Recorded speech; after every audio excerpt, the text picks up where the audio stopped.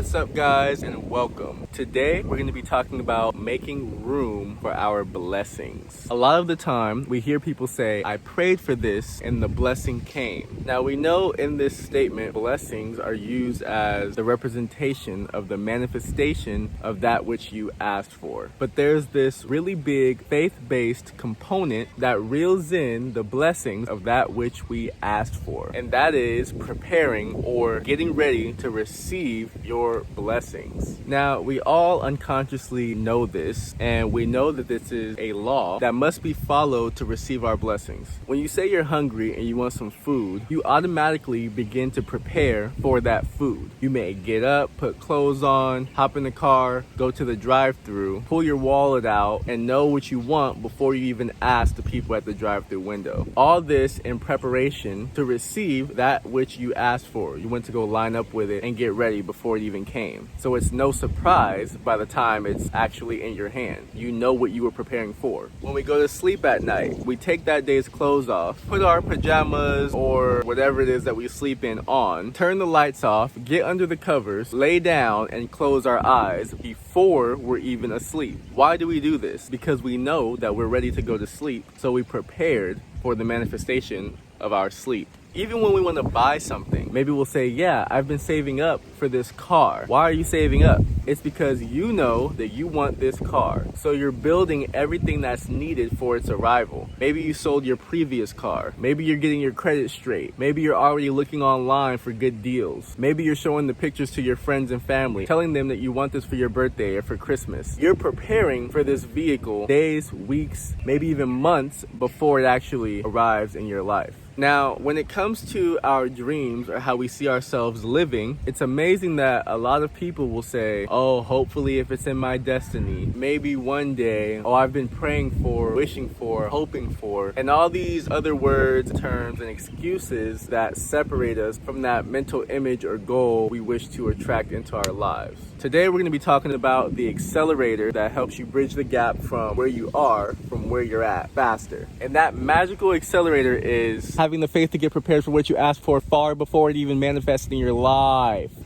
When you want real change in your life, whether it's internal or external, you can't just ask, hope, and wish for it. It's important that we make room for it in our lives. I believe this law also goes by the vacuum law of prosperity. If any of you guys want to look that up and research that, I like to just straight up call it making room for your askings or your blessings. Make room for it. If you're about to pick a friend up in that new car you have and you got a backpack in the passenger seat, you might move the backpack to the back seat as you prepare for them to get in the car when you're pulling up to their house. I don't care if it's health, wealth, new clothes. I don't care if it's a partner. I don't care if you want to travel the world. One thing that's required for all of us to be able to draw these experiences into our lives is the preparation for them. When you look at it as preparation rather than hard work, it begins to make a lot more sense. Let me tell you a quick story on how we moved to Bali, Indonesia. So I'm living in California. We had been in our condo for about 6 months. We had 2 paid off BMWs. We had set our place up to where we loved it. Pool table in the living room, 75-inch flat screen TV on the wall, and our friends were like, you got it made. I wish this was my place. This is so awesome. Your cars are so cool. Whatever. I was telling my girl that I felt like I didn't align with the environment that I was around, and that I wanted to do something completely different in my early 20s that would change my mindset and open up my world. I had Bali on my vision board, and actually so did she. I told her, let's move there. It's cheaper prices for extreme quality living. Everything around is so beautiful. It's nature-based, which to me equals healing and growth. The food will be fresher. It's easy to keep up with a plant-based lifestyle. We can have maids, chefs, and massages every day if we wanted to. I felt like this was right in my heart. I didn't know how visas worked. I had never flown that far. I had never been out the country. The borders said they were closed, and the way everyone else was talking around, it damn near seemed impossible. But we both made the committed decision, and what happened after that was mind-blowing. Once we decided and began to prepare for this journey, everything fell into place as we went. We started posting everything on Facebook marketplaces. Sold the car, sold the pool table, sold the TV. Now this is before the borders opened. This is before we had visas.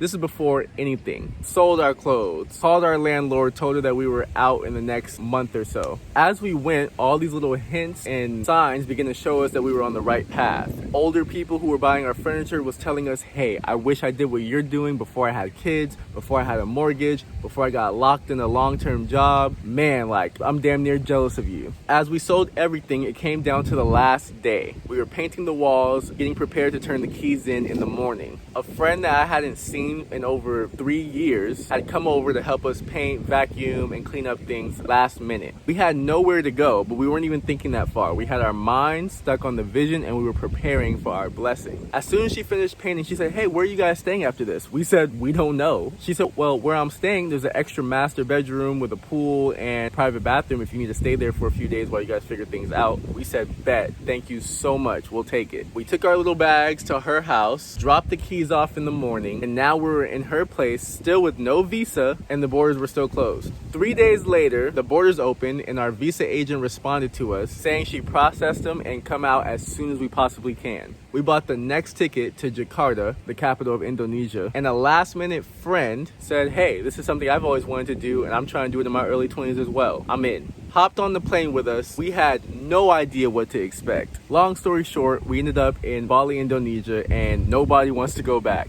Everyone's grown so much. It's one of the best experiences. So many beautiful things have unfolded. We've met so many beautiful friends from all over the world. And these are the kind of relationships that you're grateful you have in your 50s and 60s. And you're surrounded by so many amazing, inspiring stories. That story was just to show the power of getting prepared for your blessings. There's so many other ways we could have approached that situation, but we stuck with preparation, you feel me? Make room for your blessings. The easiest, simplest way I can put it is go toward what you want. What you seek in this world seeks you. If you're hungry and you go to a restaurant, they're happy to greet you with the menu and how they can serve you because they want customers. When you arrive at the airport, there's an assistant to navigate you everywhere you need to go. Life is prepared for you and it wants you to go toward what you want. The infinitely intelligent field around you supports you, and it doesn't just want you to sit around hoping and wishing for one day some external savior. It wants you to prepare now for the blessings that you're asking for. You get to command life. You're the cause to life. Results are the effect. If you're in an unhealthy situation right now, get prepared for health. Read about health. Watch health-based YouTube videos. What do healthy people eat? Where do they hang out? Why do they read? Why do they spend so much time in nature? Ask healthy people, how can I become healthier? Prepare for health rather than wallowing in your sickness. If you're sad but want to be happy, prepare for happiness. Ask yourself, how would it feel to be happy? How do I become more grateful? Research. What do the happiest people in the world do? What keeps them happy? These are questions I looked up a while ago, and because I went toward it, I found out that the healthiest, happiest people are extremely grateful. They have goals. They keep positive, healthy, happy people around them. They have something of purpose, something they're passionate about that they want to contribute to humanity. And they always have a project they're working on that keeps them excited about the future. It gives them something to look forward to. And they're based around personal development. They feel happy knowing that they're growing into something great, knowing that life is changing for the better, knowing that they're always becoming. So that's it for today on preparing for your blessings. If you like these topics I talk about, make sure you click the link below and check out my website where you can find all 5 of my personal development books and view my online courses. There will also be a link below to where you can schedule a free call with me so we can see if we're a good fit to work together. Life is here to make something great out of it. Let's create the life of our dreams. You deserve everything that you want in life. All you have to do is get clear and line up with it. Every time I open my mouth, I want it to be something extremely valuable to everyone. And I want to provide value that can benefit people for a lifetime. So if I were you, I would play these videos back every day, put them on repeat, listen to them in the morning. They'll recondition your subconscious mind, keep you in a bright, inspired, motivated, and healthy mental state. The more positive affirmations that reach your subconscious mind, the more positive scenarios will continuously line up in your life, and the results will stick. So I love you all. Have a beautiful day. I'll talk to you soon.